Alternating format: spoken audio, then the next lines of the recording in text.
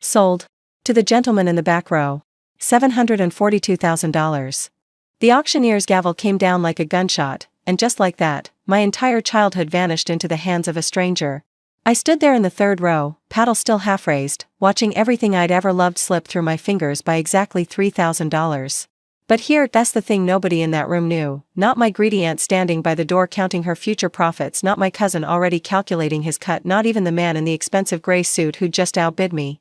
That house had a secret buried in its walls for 78 years. And the stranger who'd just bought it? He wasn't a stranger at all. He was coming home. Let me take you back to the beginning, to a white Victorian house on Maple Street in Covington, Georgia, with a wraparound porch and a magnolia tree in the front yard that had been there since before the Civil War. That house was my whole world. I'm Wesley Carter, and I spent every summer of my childhood in that house with my grandmother, Eleanor. While other kids went to summer camps or beach vacations, I went to Grandma Eleanor's, and I wouldn't have traded it for anything in the world. She wasn't my biological grandmother, not technically. She was my father's stepmother, having married my grandfather when my dad was already a teenager. But bloodlines never mattered to Eleanor. She loved completely, unconditionally, without reservation. The house on Maple Street had been in her family for generations, or so I'd always believed.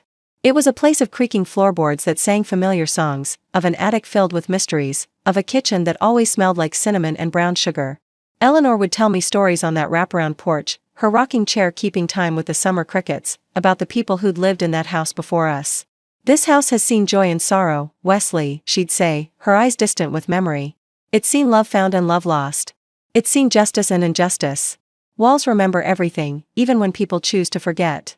I never understood what she meant. Not until much later. Eleanor passed away when I was 24, and that's when everything started to fall apart. My grandfather had died years before Eleanor, but he'd had children from his first marriage, my Aunt Vivian and her son, my cousin Derek. They'd never liked Eleanor, had always resented that their father remarried, and had been waiting for decades to get their hands on whatever they could. The will was supposed to be straightforward. Eleanor had told me herself that the house would be held in trust, maintained by the family, until certain conditions were met. She'd been vague about the details, and I'd been too grief-stricken to press for more. But Vivian and Derek had lawyers. Expensive ones. And within 6 months of Eleanor's death, they'd managed to challenge the trust, claiming mismanagement and financial necessity. They convinced a judge that the house needed to be liquidated to cover estate expenses I later learned were largely fabricated. By the time I found out what was happening, the auction had already been scheduled. "There's nothing you can do, Wesley," Vivian had said, her voice dripping with false sympathy when I'd confronted her. "The court has decided. The house has to be sold. But don't worry, family will get their fair share. Including you." She'd smiled when she said it, and that smile told me everything I needed to know. My fair share would be whatever scraps were left after she and Derek had taken everything they wanted. I was 31 years old, working as a high school history teacher in Atlanta, and I had exactly $127,000 in savings, my entire life's work. I didn't have enough. I knew I didn't have enough. But I had to try. The auction was held on a Saturday in October, the kind of crisp autumn day that Eleanor would have loved.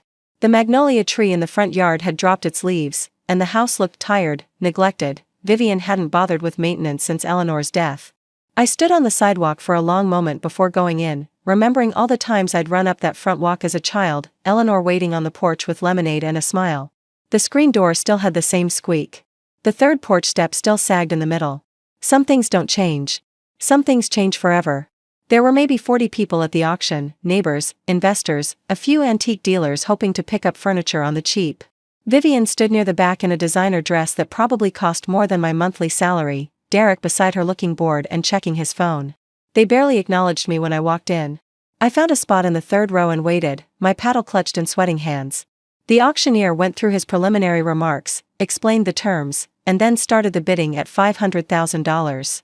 My hand went up immediately. For a few glorious minutes, I was in the lead. Then the man in the gray suit raised his paddle.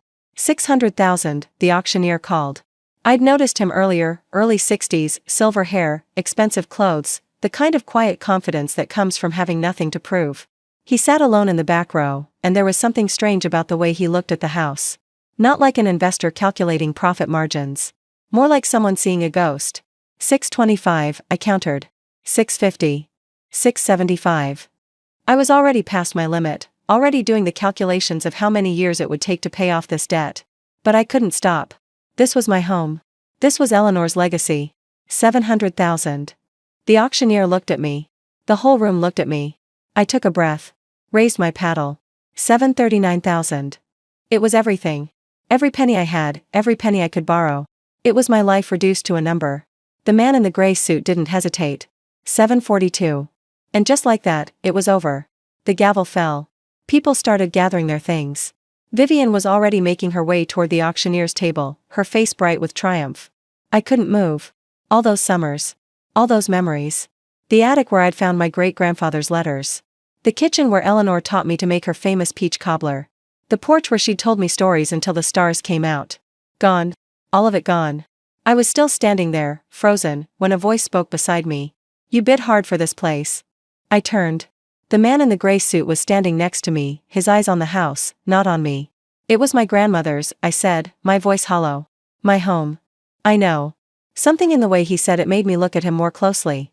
He was older than I'd first thought, maybe late 60s, with deep lines around his eyes and a weathered quality to his face that spoke of hard years. Do I know you? I asked. No. He finally turned to look at me, and I saw something in his eyes I couldn't identify. But I knew your grandmother. Or rather, I knew of her. And I knew the people who lived in this house before her. My blood went cold. What do you mean? The man reached into his jacket pocket and pulled out an old photograph, creased, faded, clearly decades old. It showed a black family standing in front of a house. A man, a woman, 3 children. The house was 247 Maple Street. My name is Harold Morrison, the man said quietly. My grandfather, Thomas Morrison, built this house in 1919. He lived here with his wife and children until 1946. Until your family took it from him. I don't remember walking to the coffee shop down the street. I don't remember ordering anything. I just remember sitting across from Harold Morrison while he laid out documents on the table between us, deeds, letters, newspaper clippings, court records, and told me a story that shattered everything I thought I knew. Thomas Morrison had been a successful black businessman in the 1920s and 30s, one of the few in Covington. He'd built the house on Maple Street with his own money, his own hands. He'd raised his family there, built a life there, became a respected member of the community. Then came 1946. There was a white family that wanted the property, Harold explained, his voice steady but heavy. The Dawsons. They had connections, political, legal, financial. They made my grandfather an offer. He refused. He'd built that house. It was his legacy. What happened? What happened to a lot of black families back then? Suddenly there were code violations that had never existed before. Property tax assessments that tripled overnight. Legal challenges to his original deed. And when none of that worked. Harold paused, looking down at the photograph.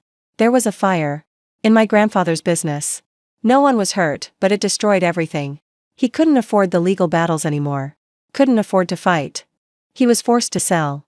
For a fraction of what the property was worth. The Dawsons got the house, and my family got nothing but a lesson in how justice works in America. I felt sick. The Dawsons, that was Eleanor's maiden name. The house came through her family. Yes. Your grandmother's grandfather was Raymond Dawson. The man who stole my family's home. We sat in silence for a long moment. The coffee shop buzzed around us, people living their normal lives, while my entire understanding of my history crumbled into dust. I didn't know, I finally said. Eleanor she never told me any of this. I believe she knew. There were attempts, over the years, to contact her. To explain the history. To ask for some kind of acknowledgement. Harold's voice was tired. She never responded. I thought about Eleanor, kind, loving Eleanor, who'd taught me about justice and compassion and doing the right thing.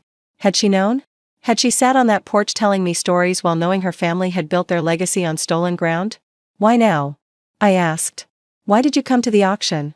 After all these years? Harold pulled out another document, a legal brief, thick with legalese and official stamps. 10 years ago, I started working with a legal advocacy group that specializes in property theft cases. Cases like my grandfather's, where families were forced off their land through fraud, intimidation, or corruption. It took a decade of research, but we finally assembled enough evidence to prove what happened in 1946. You have a legal claim to the house? I had a legal claim. The courts agreed, the original transfer was fraudulent, accomplished through illegal coercion. We won the case 3 months ago. He smiled grimly. But by the time the verdict came through, your aunt had already started the auction process. The court couldn't stop it in time. All I could do was show up and buy back what should have been mine all along.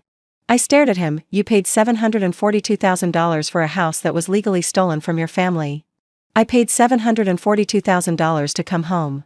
I went back to the house with Harold that evening. Vivian had already left, check in hand, probably already planning how to spend her share. The auction company had locked up, but Harold had the keys now. He'd completed the paperwork that afternoon. We stood on the porch in the fading light, two strangers connected by a house and a history neither of us had fully understood. "You wanted this place badly," Harold said. "I could see it in your eyes at the auction." "Why?" So I told him. About Eleanor. About the summers. About the stories and the memories and the feeling that this house was the only place I'd ever truly belonged. I told him about the attic treasures and the kitchen lessons and the porch conversations that had shaped who I became. "I grew up believing this house was my heritage," I said. "Now I find out my heritage was built on theft." Harold was quiet for a long moment. "Can I show you something?" He led me inside, through rooms I knew as well as my own heartbeat, up the stairs to the second floor, and then to a door I'd never paid much attention to, a small closet at the end of the hallway. "My grandfather told my father about this," Harold said, opening the door. "My father told me. A secret space, built into the wall, where Thomas Morrison kept his most valuable documents." He reached past the hanging rod, pressed something, and a panel in the back wall swung open. Inside was a small metal box, covered in decades of dust. "I never knew if it would still be here," Harold said softly. "If anyone had found it. If it had survived." He opened the box. Inside were papers, old, yellowed, fragile. A deed. Letters. A family Bible with names and dates going back generations. And photographs. Dozens of photographs of the Morrison family, in this house, living their lives before everything was taken from them. "This is my family," Harold said, his voice breaking for the first time. "This is who we were. This is what they stole." Over the following weeks, Harold and I became unlikely friends. He'd tell me stories about his grandfather, about the Morrison family legacy, about what it had meant to grow up knowing that your history had been erased. I'd tell him about Eleanor, about my own complicated feelings of love and betrayal. And together, we discovered something neither of us had expected. Eleanor had known. But not in the way I'd feared. Hidden in her own papers Vivian had never bothered to examine in her rush to liquidate the estate, were letters. Letters Eleanor had written but never sent, addressed to the Morrison family. Letters expressing shame, regret, a desire to make amends that she'd never found the courage to act on. "I have lived in a house that was never mine to inherit," one letter read, dated 1987. "I have benefited from a crime committed before I was born. I have searched for a way to return what was stolen, but the legal obstacles seemed insurmountable, and my own family would never consent. All I can do is care for this house as its steward, not its owner, and hope that someday, somehow, justice finds its way home." There was more. Eleanor had established a trust, not the one Vivian had challenged, but a secret one, funded quietly over decades. Its purpose, to support legal efforts to restore property to families who'd been victims of discriminatory theft. The advocacy group Harold had worked with? Eleanor had been one of their anonymous donors for 20 years. She'd been trying to make it right. In her own flawed, incomplete way, she'd been trying. The confrontation with Vivian came 2 months after the auction. Harold and I had compiled everything, the historical records, Eleanor's letters, the legal verdict proving the original theft. We also uncovered evidence that Vivian had known about Eleanor's secret trust and had deliberately concealed it from the probate court to force the auction.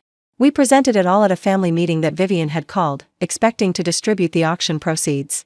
"This is ridiculous," she sputtered, her face going red as she flipped through the documents. "Ancient history. It has nothing to do with, it has everything to do with it," I said. "This house was never ours to sell. It was stolen property. And you knew about Eleanor's wishes. You knew she wanted to find a way to return it to the Morrison family, and you buried it." "I don't have to listen to this." "Actually, you do." Harold spoke up, calm and measured. "Because my legal team has already filed a motion with the probate court. We're challenging the auction proceeds. Given the evidence of fraudulent concealment on your part, there's a strong possibility that the entire sale will be voided and the funds frozen." Vivian's face went white. "You can't." "We can. And we will." I stood up. "Eleanor spent her whole life trying to figure out how to make this right. You spent 6 months trying to profit from her death. We're done letting you win." Derek, who'd been silent throughout, finally spoke. "Mom, maybe we should." "Shut up, Derek." But I could see it in her eyes, the calculation, the realization that she'd lost. She could fight, drag it through courts for years, but the evidence was overwhelming and the legal precedents were clear. The Morrison family had a legitimate claim, and she had been caught trying to obstruct it. In the end, she settled. The auction proceeds were divided according to Eleanor's original wishes, a significant portion going to the Morrison family, another portion to the advocacy group. and the rest establishing a foundation in Eleanor's name to continue the work of property restitution. Vivian got nothing. I got something better than money.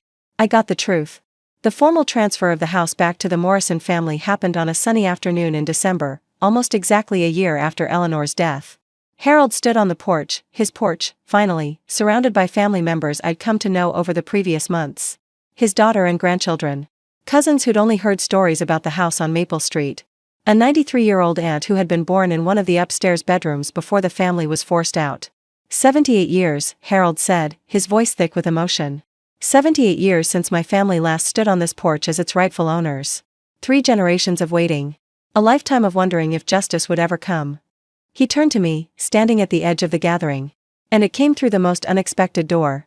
Through a man who loved this house as much as we did. Through a woman who spent her life trying to undo a wrong she'd inherited. He paused.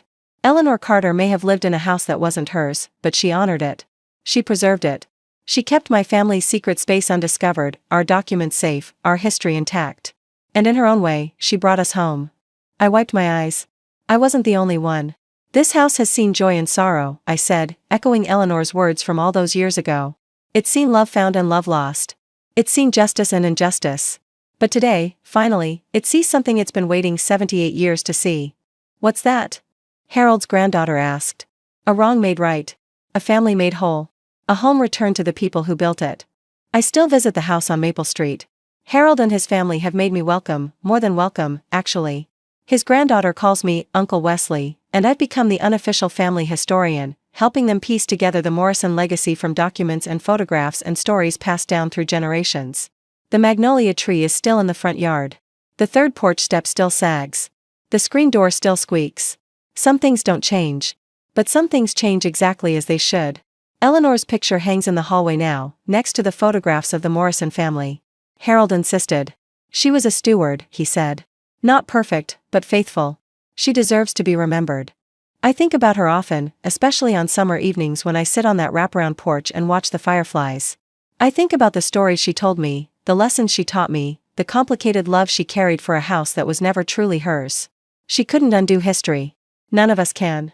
But she spent her life trying to bend the arc toward justice, even when she couldn't see where it would land. It landed here. On a porch in Covington, Georgia, where 3 generations of Morrisons are finally home. And in a strange, unexpected way, so am I.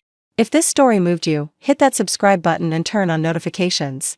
I've got more stories about hidden truths, family secrets, and the moments that change everything. And if you have your own story about justice delayed but not denied, share it in the comments below. Sometimes the stories we tell are the only way the truth survives.